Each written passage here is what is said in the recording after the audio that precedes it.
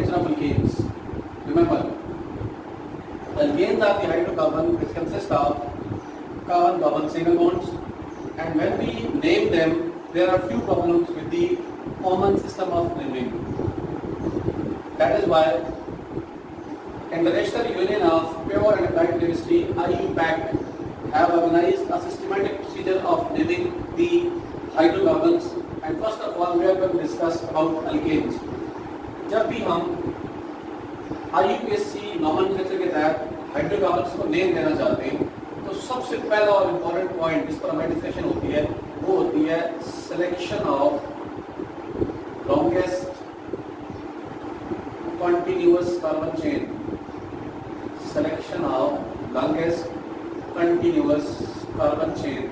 और ये जो हमारे पास longest continuous carbon chain select होता है, इसे हम मेन चेन या मेन स्टेम कहते हैं, और ये हमें उस हाइड्रोकार्बन का पेरेंट नेम प्रोवाइड करती है. फॉर एग्जांपल, अगर हम यहाँ पर एक स्ट्रक्चर ड्रॉ करते हैं लाइक दिस, ये हमने एक स्ट्रक्चर ड्रॉ किया हुआ है. अब हमने इस स्ट्रक्चर में क्या करना है, सबसे पहले longest continuous carbon chain select करना है. Now look, 1 2 3 4 5 1 2 3 4 5 1 2 3 4 5 1 2 3 4 5 6 1 2 3 4 5 6. आपके पास जो मैक्सिमम ऑप्शन बन रही है वो 6 कार्बन एटम्स की बन रही है. और how that is 6 carbon atoms, 1 2 3 4 5 6. इस चेन को हम बगैर तौर पे इस तरह से मार्क कर लेते हैं, that longest continuous carbon chain. अब इस लॉन्गेस्ट कंटिन्यूअस कार्बन चेन में 6 कार्बन एटम्स आए, इसलिए हमारे पास इस कंपाउंड का जो पेरेंटल नेम बनेगा वो 6 कार्बन एटम्स की बुनियाद पर बनेगा. अब 6 कार्बन एटम्स को हम हेक्स कहते हैं और सिंगल बॉन्ड की वजह से एन कहते हैं. तो यहाँ पर हमारे पास क्या नेम बनेगा, hexane, parental name of this compound. Secondly, जब भी आप स्टार्ट करते हैं तो आपने दूसरे वर्ड काम क्या करना होता है, नंबरिंग ऑफ चेन. जो लॉन्गेस्ट कंटिन्यूअस चेन आपने सेलेक्ट किया है, आपने उस चेन की नंबरिंग करनी होती है सेकंड पॉइंट पे. अब in how to number, in case of alkanes numbering का प्रोसीजर ये है कि आप नंबरिंग उस एंड से स्टार्ट करते हैं जहां से first branch carrying carbon gets the lowest possible number. Now look, जो कार्बन एटम्स आपके पास चेन का हिस्सा आ गए हैं, they are the stem carbon atoms, main chain carbon atoms. इसके अलावा जितने भी कार्बन एटम्स आप देख रहे हैं, ये सारे के सारे ब्रांचेस कहलाते हैं. नंबरिंग आपको सेट से करनी है जहां से फर्स्ट ब्रांच कैरिंग. इधर से देखें 1 2 3, पहली ब्रांच इस कार्बन पे आ रही है, कार्बन नंबर 3 पे. इधर से देखें 1 2, पहली ब्रांच इस कार्बन पे आ रही है, कार्बन नंबर 2 पे. तो नंबरिंग का तरीका ये है कि नंबरिंग हमेशा उस सेट से स्टार्ट की जाती है जहां से first branch carrying carbon gets the lowest possible number. So 1 2 3 4 5 and 6. अब आपने इस चेन को नंबर कर दिया है. अब आपने जब इस चेन की नंबरिंग कर दी है, उसके बाद इस चेन के साथ जितने भी ब्रांचेस अटैच हैं, आपने उन सब की नेमिंग करनी होती है थर्ड पॉइंट पे. यानी आप क्या करते हैं, नेमिंग ऑफ ब्रांचेस या naming of substituents. Naming of branches या सब्स्टिट्यूएंट्स, उनको आपने नेम करना होता है. देखिए, ये सारी की सारी ब्रांचेस जो स्ट्रक्चर में आपको नजर आ रही हैं, ये सारी की सारी एक कार्बन एटम की ब्रांच है. और एक कार्बन एटम वाली ब्रांच को हम मिथाइल ब्रांच कहते हैं. क्यों? एक कार्बन एटम का कंपाउंड होता है अल्केन, जिसे हम मीथेन कहते हैं. और मीथेन का यहाँ देखें एक बॉन्ड इधर बना हुआ है, 3 हाइड्रोजन के साथ हैं. यानी एक कार्बन एटम की branch is methane, 2 carbon atom की ब्रांच इज ईथेन से इथाइल, 3 कार्बन एटम की प्रोपाइल, एक कार्बन एटम की मिथाइल, 2 वाली ब्रांच को इथाइल, प्रोपाइल, ब्यूटाइल, पेंटाइल, इस तरह से हम नेम देते हैं. अब इस कार्बन में देखें, इस कंपाउंड में सेकंड कार्बन पे मिथाइल ब्रांच, थर्ड कार्बन पे मिथाइल ब्रांच और फोर्थ कार्बन एटम पे मिथाइल ब्रांचेस हैं, लेकिन 2 हैं. जब भी किसी एक कार्बन एटम पर 2 ब्रांचेस आती हैं तो आप उसका नंबर ट्वाइस रिपीट करेंगे. जैसा कि यहाँ पर चौथे कार्बन पर एक मिथाइल ब्रांच इस तरफ है और एक मिथाइल ब्रांच इस तरफ है, तो हम कार्बन नंबर 4 को ट्वाइस लिखेंगे, 4,4. अब जब भी आप इन सब्स्टिट्यूएंट्स की नेमिंग करते हैं तो 1 2 3 और 4 यहाँ पर 4 ब्रांचेस हैं और चारों के चारों मिथाइल ब्रांचेस हैं. तो जब सिमिलर टाइप ऑफ ब्रांचेस होती हैं तो उनके नेम के साथ उनका नंबर बताने के लिए हम प्रीफिक्सिंग करते हैं। Di for 2, tri for 3, tetra for 4, penta for 5, hepta for hexa for 6, hepta for 7, इस तरह से। यहाँ 1, 2, 3 और 4 4 मिथाइल ब्रांचेस हैं, तो हम मिथाइल के साथ वर्ड टेट्रा यूज करते हैं, मींस 4 मिथाइल। अब उन 4 मिथाइल की जो पोजीशन होती है उसको भी बकायदा में मेंशन किया जाता है। जब भी आप लिखते हैं तो तमाम वो पोजीशन जिन पर ब्रांचेज अटैच है उन सब का नंबर आप लिखते हैं और एक मैथमेटिकल नंबर को दूसरे मैथमेटिकल नंबर से आप कॉमा से सेपरेट करते हैं। यानी जब आप इसको नेम लिखते हैं तो आप कहते हैं 2, 3, 4 पर 2 दफे, तो आप 4 का नंबर 2 टाइम्स रिपीट करेंगे, दैट इज 4, 4। यानी जब आप ब्रांच को नेम लिखेंगे तो आप लिखेंगे 2, 3, 4, 4। टोटल में मिथाइल हो गया 4, तो you will be writing as tetra, यानी 2, 3, 4, 4 टेट्रा मिथाइल।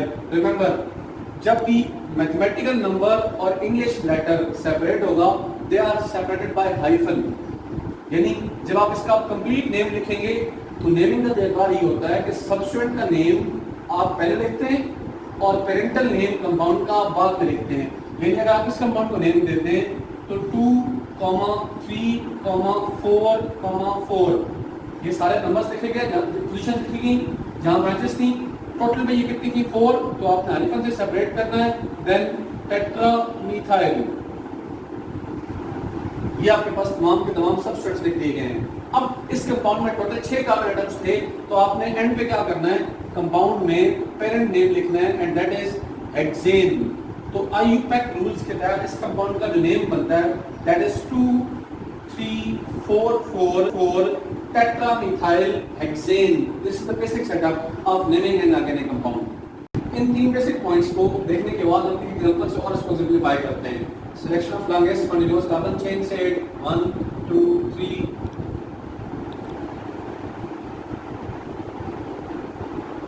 अब आपने ये एक स्ट्रक्चर बना के रखा हुआ है, तो आपने सबसे पहला पॉइंट क्या करना है इसमें, selection of longest continuous carbon chain. Now look 1, 2, 3, 4, 5, 6, 7, 1, 2, 3, 4, 5, 6, 7, 1, 2, 3, 4, 5, 6, 7, 1, 2, 3, 4, 5, 6, 7, 8 या 8।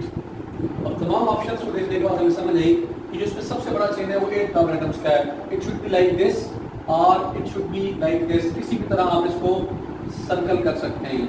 ये आपका हो गया longest continuous carbon chain set 1, 2, 3, 4, 5, 6, 7, 8। अब इसमें 8 कार्बन एटम्स हैं, तो ये आपका लॉन्गेस्ट कंटीन्यूअस कार्बन चेन हो गया और इस चेन में 8 कार्बन एटम्स हैं, तो इस कंपाउंड का parental name should be obtain. अब उसके बाद दूसरा पॉइंट क्या है हमारे पास, आपने इस चेन की नंबरिंग करनी है। जब भी हम चेन की नंबरिंग करते हैं तो अल्केन्स में फॉर्मूला ये है कि नंबरिंग उस एंड से स्टार्ट की जाती है जहां से first branch carry carbon atom को लोएस्ट पॉसिबल नंबर मिले। अब यहाँ से देखिए 1, 2 पहली ब्रांच जैसे कार्बन 2 पे आती है, फर्स्ट सेकंड पहली ब्रांच कार्बन 2 पे आती है, पॉइंट कार्बन नंबर 2 यानी फर्स्ट ब्रांच सेम है। Now look forward, second branch यहाँ से कार्बन 3 पे आती है, सेकंड ब्रांच यहाँ से कार्बन नंबर 3 पे आती है। इसका मतलब है सेकंड कार्बन एटम पे भी या सेकंड ब्रांच के लिहाज से हमारे पास कोई डिस्टिंक्शन नहीं बन गई। नाउ 3 के बाद 4, यहाँ 4th कार्बन पे ब्रांच है और यहाँ 4th कार्बन पे ब्रांच नहीं है। दिस इज कॉल्ड कि जब भी आपने नंबरिंग करनी है तो आपने पूरे के पूरे इंटायर चेन में पॉइंट ऑफ डिफरेंस ढूंढना है। अगर आपको certain number of carbon atoms from both the end similar properties they रहे हैं तो आप उसको छोड़ देते हैं, आप अगले पे चले जाते हैं। जैसे यहाँ पे भी 2, यहाँ पे भी 2, तो 2 is unable to decide from where to number. आप 3 और 3 पे अगेन डिसाइड नहीं कर रहा फ्रॉम वेयर टू नंबर, फिर आप कार्बन नंबर 4 पे चले गए। This is called we have to find a point of difference in the entire chain for numbering. सो आप नंबरिंग 1, 2, 3, 4, 5, 6, 7, 8 यहाँ से कर रहे हैं। क्यों कर रहे हैं? बिकॉज कार्बन नंबर 4 पे यहाँ ब्रांच है, लेकिन इस साइड से कार्बन नंबर 4 पे ब्रांच नहीं है। 1, 2, 3, 4, 5, 6, 7, 8 आप इस चेन की नंबरिंग कर रही है। अब जब आपने नंबरिंग कर ली है तो नंबरिंग के बाद तीसरा और इंपॉर्टेंट पॉइंट होता है डिफरेंट जो सब्स्टिट्यूएंट्स होते हैं आप उनको नेमिंग करनी होती है। अब इस स्ट्रक्चर को अगर आप देखें, ये एक कार्बन की ब्रांच है मिथाइल, ये एक कार्बन की ब्रांच है मिथाइल, ये एक कार्बन की ब्रांच है मिथाइल, ये एक कार्बन की ब्रांच है मिथाइल, लेकिन ये देखिए ये 2 कार्बन की ब्रांच है इथाइल। और रिमेंबर, जब भी डिफरेंट कार्बन एटम्स की ब्रांचेस आ जाएं, जैसा कि यहाँ पर एक इथाइल ब्रांच आ रही है और 4 मिथाइल ब्रांचेस आ रही हैं, तो इनको नोमेनक्लेचर में लिखने का तरीका ये है कि they are written in alphabetical order. Ethyl का ई पहले और मिथाइल का एम बाद में लिखा जाएगा।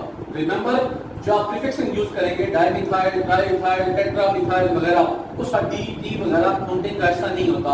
Pure branch that is methyl M, ethyl E, propyl P, butyl B, वो काउंटिंग का ऐसा होता है। अब जब आपने स्ट्रक्चर को नेम देना है ब्रांचिंग के लिहाज से, तो ब्रांचिंग में देखिए मिथाइल और इथाइल में से आप पहले किसको लिखेंगे? इथाइल ब्रांच को लिखेंगे। ये किस कार्बन पे है? कार्बन नंबर 4 पे है, तो आप लिखेंगे 4 इथाइल, और 4 और ethyl they will be separate by hyphen. फिर एक ब्रांच को दूसरी ब्रांच से सेपरेट करना हो तो कॉमा लगाया जाता है, राइट। फिर आपके पास मिथाइल ब्रांचेस हैं। मिथाइल की तरह जी एक 2 पर है, एक कार्बन नंबर 3 पर है, फिर कार्बन नंबर 6, फिर carbon number 7। So we will be writing at 2, 3, 6 and 7। Total में कितने मिथाइल ग्रुप्स हो गए? 4। We are writing is at tetramethyl, यानी नेमिंग ऑफ सब्सटेंस के लिहाज से आप 4 इथाइल, 2, 3, 6, 7 टेट्रामिथाइल, ये नेमिंग सब्सटेंस की हो गई है। अब जब आपने इस प्रॉपर नेम को एक जगह इकट्ठा करना है, तो सब्सटेंस के नेम पहले लिखे जाते हैं और पेरेंट नेम बाद में लिखा जाता है। यानी आप इस कंपाउंड को लिखते हैं 4 इथाइल, उसके बाद आप लिखते हैं 2, 3, 6, 7 टेट्रामिथाइल। अगर आगे स्पेस हो तो नेम आगे लिखा जाता है, स्पेस ना हो तो नेक्स्ट लाइन को यूज कर सकते हैं आप। 2, 3, 6, 7 टेट्रामिथाइल, और ओवरऑल इस कंपाउंड में 8 कार्बन एटम्स हैं, तो we will be naming it as octane. यानी इस कंपाउंड का IUPAC रूल्स के तहत जो नेम बनेगा that is 4 ethyl, 2, 3, 6, 7 टेट्रामिथाइल octane. Now remember, in 3 basic points पे आप किसी भी ऑर्गेनिक कंपाउंड का नेम दे सकते हैं। 2 चीजें चेन सिलेक्शन में बड़ी इंपॉर्टेंट होती हैं। हमने यहाँ पे चेन सेलेक्ट कर लिया है। सपोज कर लें हमारे पास एक और भी चेन है 8 कार्बन एटम्स का, तो वहां एक रूल अप्लाई होता है कि when 2 chains of equal length they compete for selection, when 2 chains of equal length compete for selection, then that chain will be selected which has more number of branches. मिसाल के तौर पे 1, 2, 3, 4, 5, 6।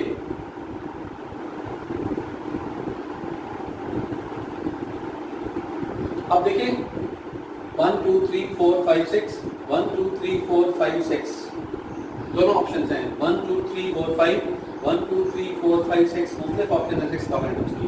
अगर आप ये वाला चेन सेलेक्ट करें यहाँ से, ये वाला, ये भी 6 कार्बन एटम्स का है, और अगर आप ये चेन सेलेक्ट करें यहाँ से, तो ये भी 6 कार्बन एटम्स का है। अगर आप इस चेन को देखते हैं जो ब्लू लाइन से शुरू हुआ है, तो इसमें कितनी ब्रांचेज आ रही है? ये टोटल एक ब्रांच आती है, ये सारा लगा है एक, ये दूसरी ब्रांच, ये तीसरी ब्रांच और ये चौथी ब्रांच। टोटल ब्रांचेस कितनी हो गई? 4। अगर आप इस स्ट्रेट चेन को सेलेक्ट करते हैं तो 1, 2, 3, ये 4 और ये ब्रांच आएगी 5। इस केस में ब्रांचेस कौन सी हैं? 5। तो हम क्या करेंगे? ये ब्लू वाला चेन सेलेक्ट नहीं करेंगे, हम ब्लैक लाइन से जो हमने शो किया उसको सेलेक्ट करेंगे। यहाँ पॉइंट क्या फॉलो हो रहा है कि when 2 chains of equal length, देखें ब्लू चेन भी 6 कार्बन एटम्स का है और ब्लैक से जो मार्कर से चेन शो हुआ ये भी 6 कार्बन एटम्स का है। लेकिन ब्लैक चेन में टोटल ब्रांचेस 5 आ रही हैं, जबकि ब्लू से जो चेन मार्क हुआ है इसमें टोटल ब्रांचेस 4 आ रही हैं। तो हम चेन सिलेक्शन में वो चेन सेलेक्ट करते हैं जिसमें मैक्सिमम नंबर ऑफ ब्रांचेस हो। सो ब्लू चेन को मार्क नहीं करेंगे। जब ब्लू चेन को मार्क नहीं करेंगे तो ये ब्लैक लाइन से जो हमने चेन बनाया था ये मार्किंग होगी। अब आप इस चेन की नंबरिंग करते हैं। यहाँ से देखें सेकंड कार्बन पे एक ब्रांच, सेकंड कार्बन पे एक ब्रांच, थर्ड कार्बन पे एक ब्रांच, थर्ड कार्बन पे 2 ब्रांचेस। रिमेंबर आप नंबरिंग यहाँ से करेंगे बिकॉज रूल इज उस एंड से नंबरिंग करते हैं जहां से मोर नंबर ऑफ ब्रांचेस होती हैं। इस एंड से थर्ड कार्बन पे एक ब्रांच है, इस एंड से थर्ड कार्बन पे 2 ब्रांचेस हैं। जब ऐसा सिचुएशन आ जाती है तो हम उस साइड से चेन को मार्क करना शुरू करते हैं जहां से नंबर ऑफ ब्रांचेस ज्यादा होती हैं। सो 1, 2, 3, 4, 5 एंड 6 आपने इस चेन को मार्क कर दिया, नंबर कर दिया। अब आप इसका जब नेम लिखते हैं तो ये देखिए ये 2 कार्बन्स की ब्रांच है and it's coming in carbon number 3, तो अल्फाबेट्स के हिसाब से पहले इसका नाम आएगा 3-ethyl, 3-ethyl, 2 पर, 3 पर, 4 पर, 5 पर, सारी की सारी मिथाइल ब्रांचेस हैं 2, 3, 4, 5, दिस इज टेट्रामीथाइल, टेट्रामीथाइल। और एंड पे आपके पास टोटल में 6 कार्बन एटम्स हैं, so you are saying it as hexane, that is 3-ethyl 2, 3, 4, 5 tetramethyl hexane, ये इस कंपाउंड का नेम बनता है। ठीक, अब इस कॉमन रूल्स को पढ़ने के बाद हमने जरा एक कॉम्प्लिकेटेड एग्जांपल ड्रॉ किया है। अब लोग first of all challenges what to stack the longest continuous carbon chain, there are so many options, nothing but count properly 1 2 3 4 5 6 7 8 1 2 3 4 5 6 7 8 1 2 3 4 5 6 7 8 9 1 2 3 4 5 6 7 8 9 9 की 2 ऑप्शन आपके पास बन रही हैं, एक ये वाली एक ये वाली। What was the rule? जब 2 चेन सिलेक्शन के लिए कंपीट करेंगे तो वो चेन सेलेक्ट होगा जिसमें ज्यादा ब्रांचेस हैं। इसको देखें, ये पूरी एक ब्रांच बन रही है, अगर आप ये चेन सेलेक्ट करेंगे तो इस पे नंबर ऑफ ब्रांचेस ज्यादा आती हैं। हम क्या करते हैं, इस चेन को मार्क करते हैं, मार्क हो गया चेन।